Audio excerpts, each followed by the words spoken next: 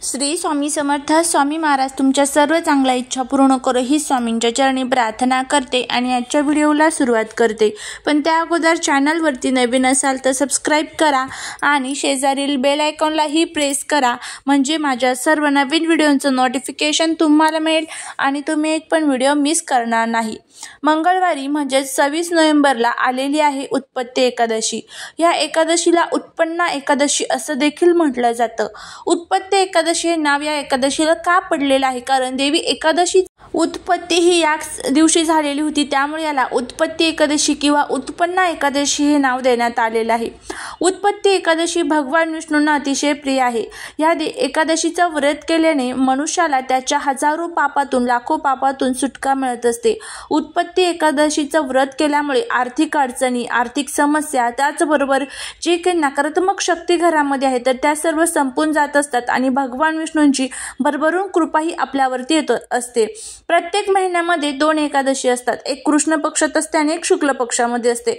दोन्ही एकादशी ह्या विशेष महत्त्वाच्या दिल्या जातात, पण वर्षातील अशा काही महत्त्वाच्या एकादशी असतात त्याला खूप विशेष महत्त्व दिलं जातं. त्यामध्ये सर्वात प्रथम असते ती म्हणजे आषाढी एकादशी, कार्तिक एकादशी, उत्पन्ना एकादशी.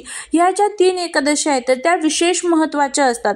तर या एकादशीच्या दिवशी म्हणजेच मंगळवारी आपल्या मुलांबाळांचे जे काही दोष आहेत, संकट आहेत, विघ्न आहेत तर ते दूर व्हावे आणि त्याचबरोबर भगवान विष्णूंची भरभरून कृपाही आपल्या मुलाबाळांवरती व्हावी यासाठी आपल्याला एक उपाय करायचा आहे. आता हा उपाय कशा पद्धतीने करायचा त्याबद्दलची संपूर्ण माहिती या आजच्या व्हिडिओमध्ये आपण घेणार आहोत. त्यामुळे जर तुम्हाला हा व्हिडिओ आवडला तर नक्कीच कमेंटमध्ये ओम नमो भगवते वासुदेवाय नमः लिहिला अजिबात विसरू नका.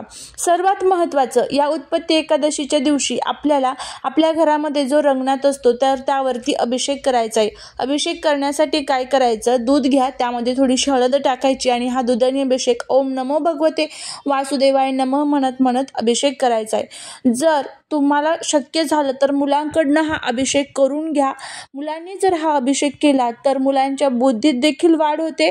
त्याचबरोबर त्यांच्यावरती असणारे जे काही ग्रह दोष आहेत किंवा जे अनेक दोष त्यांच्या शरीरामध्ये तयार झालेले आहेत ते सर्व दूर होण्यासाठी मदत होत असते. त्यानंतर सर्वात महत्त्वाचं म्हणजे या दिवशी आपल्या घरामध्ये मांस, मटण, मच्छी, अंडी आणि त्याचबरोबर कांदा, लसूण याचं सेवन करू नका.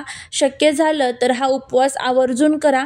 नाहीच शक्य तर मग सात्विक जे जेवण असतं ज्यामध्ये कांदा, लसूण नसेल तर ते पदार्थ खाण्याचा प्रयत्न करा आणि त्यानंतर भाताचं सेवन चुकून या दिवशी करू नका.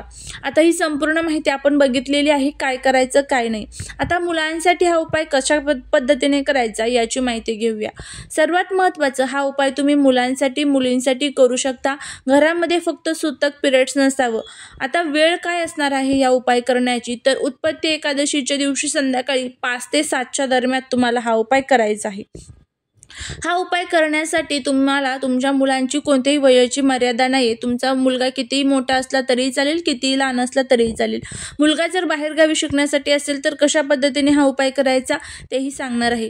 प्रत्येक आईला वाटतं की माझा मुलगा आत्ताच्या सध्याच्या धावपळीच्या जीवनामध्ये कुठेही मागे राहता कामा नये. त्याची प्रत्येक क्षेत्रात प्रगती व्हावी. मग ते अभ्यास असू द्या, व्यवसाय असू द्या, नोकरी असू द्या, त्याची प्रत्येक क्षेत्रात प्रगती व्हावी. काही मुलांचं कसं असतं ना की खूप अभ्यास करतात पण त्यांच्या लक्षात राहत नाही. काही मुलांचं काय होतं की अभ्यास करूनही त्यांना पाहिजे तसं यश मिळत नाही किंवा नोकरीमध्ये पाहिजे तसं यश मिळत नाही. खूप उच्च प्रतीचं शिक्षण घेतात पण पाहिजे तशी नोकरी मिळत नाही. या ज्या समस्या आपल्या मुलांच्या, आपल्या मुलींच्या जीवनामध्ये येत आहे, काय येतात कारण काही ग्रह असे असतात, काही ग्रहमान असे तयार झालेले असतात, त्यामुळे जे दोष असतात तर ते तयार होतात किंवा मग नजर दोषाचा परिणाम जो आहे तर तो सुद्धा होऊ शकतो. म्हणजेच काय तर मुलांना जी नजर लागते त्यामुळे मुलं हट्टी होतात, चिडचिड होतात, तापट होतात आणि त्याचबरोबर मुलं कोणाचंच ऐकत नाही. या समस्याच्या प्रत्येक आईवडिलांपुढे येत असतात. यासाठी आपल्याला एक छोटासा प्रयत्न किंवा एक छोटासा उपाय आपण त्याला म्हणू शकतो, हा आपल्याला करायचा आहे. आता अभ्यास करणं तितकंच महत्त्वाचं आहे, पण अभ्यासाबरोबर आपल्या नशिबाची साथ मिळावी हे करण्यासाठी आपण हे उपाय करत आहोत, इतकं लक्षात ठेवा. त्यामुळे अभ्यासही करा आणि त्याचबरोबर हा जो उपाय आहे तोही करा. तर काय करायचं आहे, सर्वात महत्त्वाचं तुम्हाला काही वस्तू घ्यायच्या आहेत आणि या वस्तू कशा पद्धतीने आपल्याला जाळायच्या आहेत तर ते सुद्धा आपण बघणार आहोत. आता एक पेपर घ्यायचा आहे, त्या पेपरमध्ये तुम्हाला चिमूटभर हळद ठेवायची आहे. हळद ही भगवान विष्णूंना अतिशय प्रिय असते. सर्वांनाच माहीत आहे हळदीला किती महत्त्व आहे. एकादशीच्या दिवशी हळद ही त्या पेपरवरती तुम्हाला ठेवायची आहे. त्यानंतर त्या पेपरमध्ये तुम्हाला खडे मीठ ठेवायचं आहे. खडे मीठ चिमूटभर ठेवा. तुमच्याकडे असेल तितकं तुम्ही थोडंफार त्यामध्ये ठेवू शकता. त्यामध्ये पिवळी मोहरी तुम्हाला टाकायची आहे. त्याचबरोबर त्यामध्ये लाल ज्या सुकलेल्या मिरच्या असतात देठ्या सगटच्या, तर त्या 5 तुम्हाला त्यामध्ये टाकायच्या आहेत.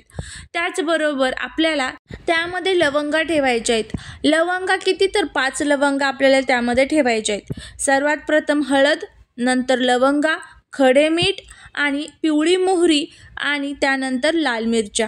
जर ह्या वस्तू आपल्याला घ्यायच्या आहेत. ह्या संपूर्ण वस्तू तुम्हाला त्या पेपरमध्ये ठेवायच्या आहेत. पेपरमध्ये ठेवल्यानंतर सर्वात महत्त्वाचं, मुलांना तुम्हाला आसन टाकून बसवायचं आहे. बसवत असताना आता जेव्हापासनं तुम्ही हा उपाय करायला सुरुवात करणार आहात, तर तेव्हापासनं मनामध्ये ओम नमो भगवते वासुदेवाय नमः या मंत्राचा जप करत राहायचा. भगवान विष्णूंना प्रार्थना करायची आणि त्यानंतर तुम्हाला काय करायचं आहे, तिथे मुलांना त्यावरती बसवायचं आहे. त्या आसनावरती मुलांचा चेहरा पूर्वेकडे, तुमचा चेहरा पश्चिमेकडे अशा पद्धतीने बसवायचं. संध्याकाळी 5 ते 7च्या दरम्यान हा उपाय करायचा आहे. आता हे संपूर्ण झालं की ह्या ज्या वस्तू आहे मुलांच्या डोक्याकडनं पायाकडे तुम्हाला 7 वेळेस ओवाळायची आहे. ओवाळत असताना माझ्या मुलांना जी कोणाची नजर लागलेली आहे, आल्याची, गेल्याची, आईवडिलांची, घरातल्यांची, बाहेरच्यांची जी कोणाची नजर लागलेली आहे, तर ती सर्व संपलेली आहे. त्यांची प्रत्येक ठिकाणी प्रगती झालेली आहे असा भाव आपल्याला आपल्या मनामध्ये ठेवायचा आणि ह्या वस्तू 7 वेळेस डोक्याकडनं पायाकडे तुम्हाला ओवाळायच्या आहेत.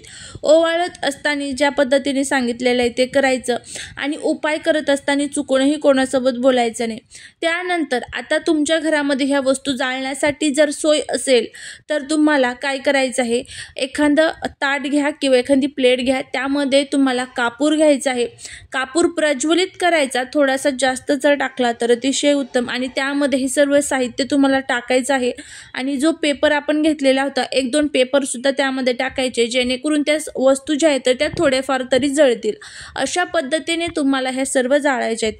आता जर तुम्ही गावाकडे राहत असाल ना, तर तुम्ही ह्या सर्व वस्तू चुलीमध्ये सुद्धा जाळू शकतात. पण जर शहराकडे राहत असाल तर शहरामध्ये चूल पेटवायला वगैरे आपल्याकडे साधन नसतं. त्यामुळे तुम्ही कापूरसोबत या वस्तू सर्व तुम्हाला जाळून टाकायच्या आहेत. आता जर तुम्हाला जाळायच्या नसतील तर मग तुम्ही ह्या सर्व वस्तू उतरल्यानंतर घराच्या बाहेर जायचं आणि रोडच्या कडेला जिथे कुठे तुम्हाला व्यवस्थित जागा भेटेल तर तिथे तुम्हाला या वस्तू टाकून द्यायच्या आहेत. फक्त कोणाचा हातपाय पडणार नाही अशा ठिकाणी टाकायच्या आहेत.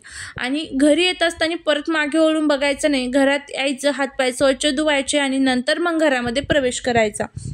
अशा पद्धतीने आपल्याला हा जो उपाय आहे तर तो करायचा आहे. अगदी साधा सोपा, घरामध्येच या संपूर्ण वस्तू आपल्याकडे असतात.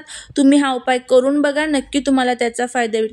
आता जर मुलं बाहेरगावी शिकण्यासाठी असतील तर काय करावं, तर तुम्हाला या सर्व वस्तू मुलांच्या फोटोवरनं ओवाळायच्या आहे आणि सांगितल्या पद्धतीने उपाय करायचा आहे.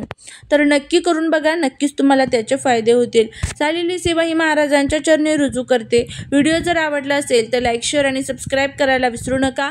भेटूया पुढच्या एका छानशा नवीन व्हिडिओसोबत, एका नवीन माहितीसोबत. श्री स्वामी समर्थ.